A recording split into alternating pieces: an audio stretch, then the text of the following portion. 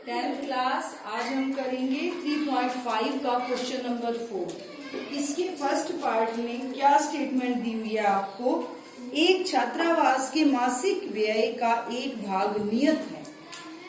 जैसे हमने कल पुस्तकालय वाला क्वेश्चन किया था, उन्होंने ये कहा था कि 3 दिन के लिए जो है बुक का जो किराया है, पुस्तक का जो किराया है वो निश्चित है, हाँ ना। ऐसे तो ऐसे ही ये छात्रावास यानी हॉस्टल, छात्रावास क्या होता है, हॉस्टल, ठीक है। वहां पर जो मासिक खर्चा होता है उसका एक भाग निश्चित है, ठीक है, कि इतना तो सबको देना ही देना है, तथा शेष इस पर निर्भर करता है कि छात्र ने कितने दिन भोजन लिया है। फिर बाकी का कैसे लगता है, एक दिन के हिसाब से, ठीक है। जब एक विद्यार्थी ए को जो 20 दिन भोजन करता है उसे कितने रुपए देने पड़ते हैं, 1000, ठीक है। और एक विद्यार्थी बी है जो 26 दिन भोजन करता है तो उसे 1180 रुपए देने पड़ते हैं। नियत व्यय और प्रतिदिन के भोजन का मूल्य ज्ञात कीजिए। पहले हम निश्चित व्यय माना छात्रावास का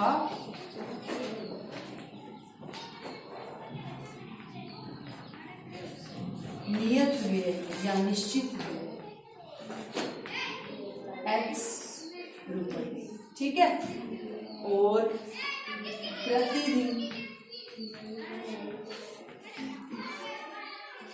प्रतिदिन का क्या है, प्रतिदिन का भोजन का मूल्य, प्रतिदिन का भोजन का मूल्य वो हम मान लेते हैं, ठीक है। अब एक विद्यार्थी जो ए है वो 20 दिन भोजन करता है, ठीक है, और उसे कितने रुपए देने पड़ते हैं, 1000, ठीक है। एक्स तो नियत हो गया, ये तो उसको देना ही देना पड़ेगा, ठीक है। तो पहले प्रश्न के अनुसार अब एक्स में वो जुड़ जाएगा ना उसका प्रतिदिन वाला, पहले प्रश्न के अनुसार या पहली शर्त के अनुसार एक्स तो उसको देना ही पड़ेगा। अब मैं उसके 20 दिनों के भोजन का लगाऊंगा, ठीक है। प्रतिदिन के भोजन के कितने रुपए लगते हैं, वाई। प्रतिदिन के भोजन के कितने लगते हैं, वाई। और 20 दिन के भोजन के कितने लगेंगे, 20 वाई लगेंगे ना। एक दिन के भोजन के वाई और 20 दिन के भोजन के 20 वाई, ठीक है। तो x तो निश्चित है ही है और उसके भोजन का हो गया 20, दोनों मिला के वो कितने देता है, 1000।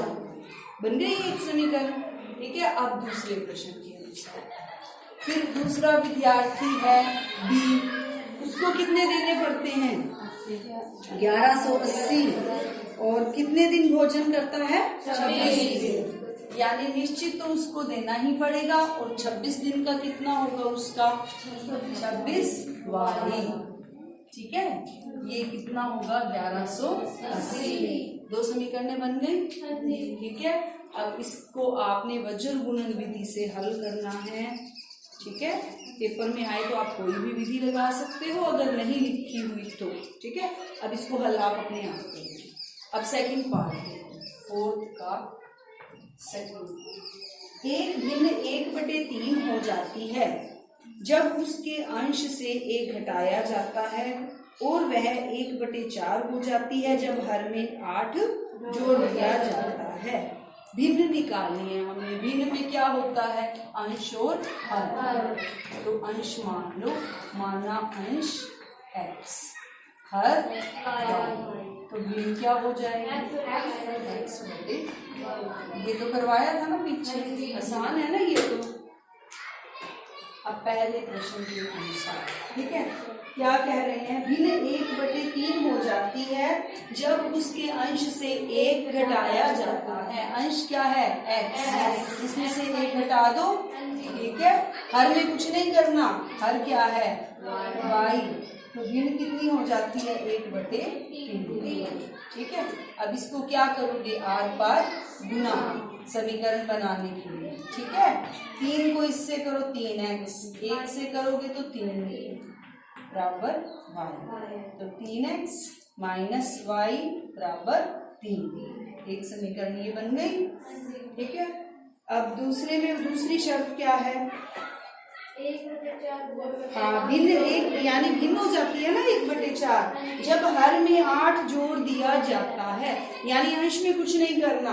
ठीक है, अब दूसरी शर्त के अनुसार अंश में कुछ नहीं करना, यानी अंश x ही है और हर में क्या जोड़ना है?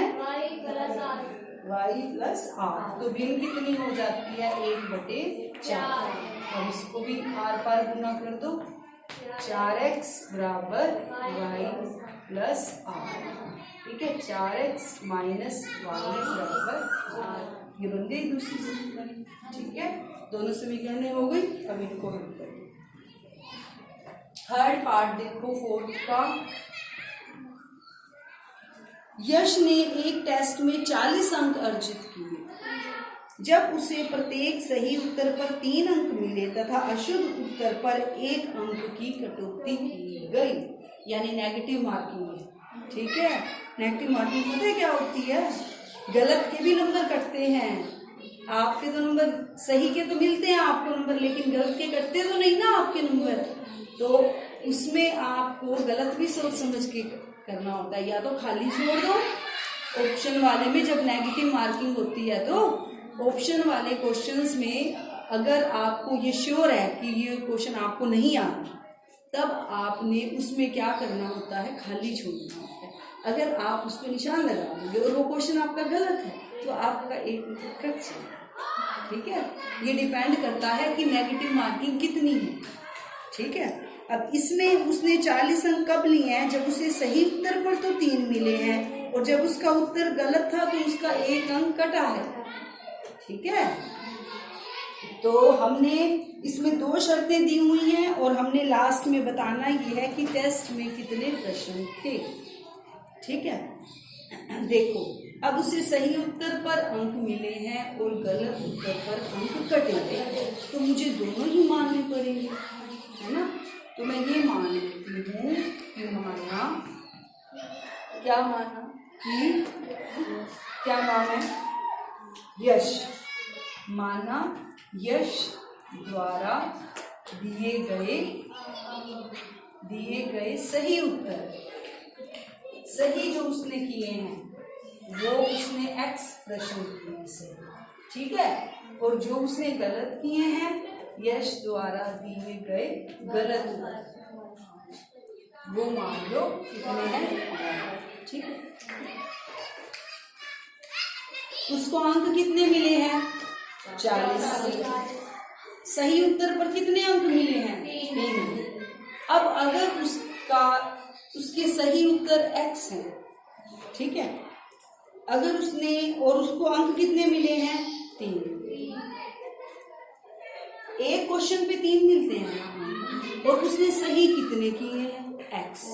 ठीक है ना, एक प्रश्न पर 3 अंक मिलते हैं सही हो तो x प्रश्नों पर कितने अंक मिले? मान लो आपने 5 प्रश्न ठीक किए हैं पेपर में। ठीक है, एक पर आपको कितने अंक मिलते हैं? 3। एक क्वेश्चन 3 नंबर का। ठीक है, 5 आपने ठीक किए हैं तो आपको कितने अंक मिलेंगे? 3 गुना 5 किया ना, यानी जितने आपने ठीक किए वो तो 5 थे और एक क्वेश्चन का अंक कितना है? 3 गुना 5 किए, है ना, तो 15 आए ना। तो उसने जो सही उत्तर किए वो x है और एक का मिलता है, एक के अंक मिलते हैं 3, तो उसको अंक सही के कितने मिले? 3x। ठीक है, तो 3x तो हो गए सही। ठीक है, और एक अंक की कटौती की गई कब? जब उसका उत्तर, अब उसके उत्तर गलत कितने हैं? तो कितने अंक कटे? y, यानी एक y ना, एक अंक कटा, अंक तो एक कटा और क्वेश्चन गलत कितने किए? 1 गुना y यानी 1y। अब माइनस होएंगे ना ये, तो ये कितने आएंगे? उसके कितने अंक मिले उसको? 40। ये सही उत्तर के अंक मिले हैं उसको, इसलिए ये तो हमने प्लस किए, गलत के उसके अंक कटे हैं इसीलिए ये माइनस किए, तो टोटल अंक उसके कितने बने? 40। ठीक है, अब दूसरा प्रश्न क्या कह रहा है वो? सही उत्तर पर अगर उसको 4 अंक मिलते और अशुद्ध पर 2 अंक कटते तो उसको कितने अंक मिलते? 50।